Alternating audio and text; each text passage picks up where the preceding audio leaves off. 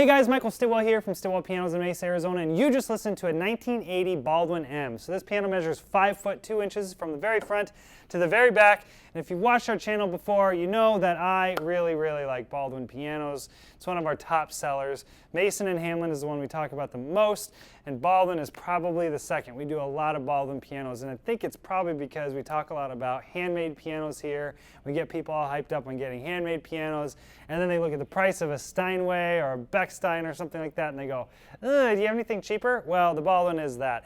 And the Baldwin is a freaking workhorse. These things are everywhere, and they were made like tanks. We absolutely give all the credit in the world to Baldwin. They do very good work. I would put them in the same category as Steinway, Mason, Hamlin. But I'm talking about real Baldwins, real American Baldwins. Baldwin was sold to Gibson, the guitar company, and Gibson started making these pianos in China, and Parsons is making them now.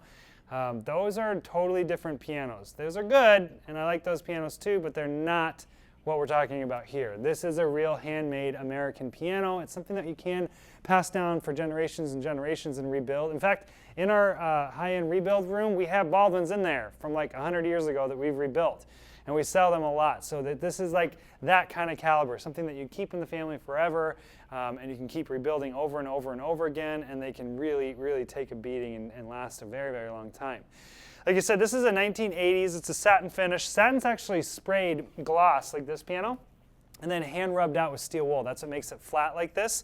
And so when we get these pianos in, a lot of times we'll do what we call spray and lay. So we're laying lacquer on top of other lacquer, and we do that in a lot of the high traffic areas, because if you guys scratch this piano, you can get 5/0 steel wool and simply rub those scratches out. So we want to put a little extra material on these pianos so that when you rub it out, you don't rub all the way through to the primer.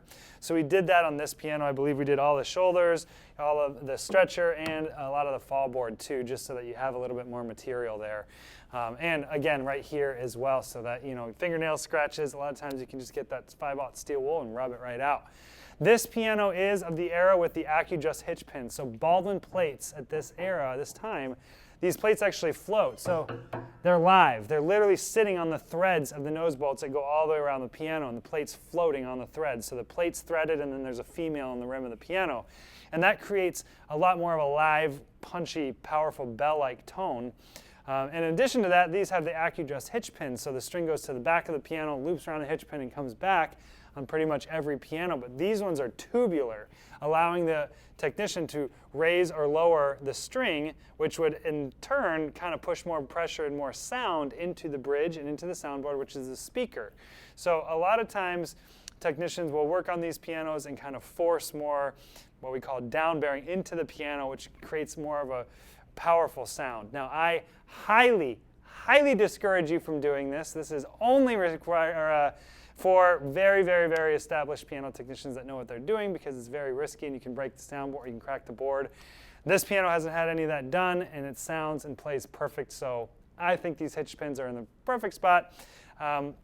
Again, this finish, we did go through and rub out the entire cabinet, got all those surface scratches out.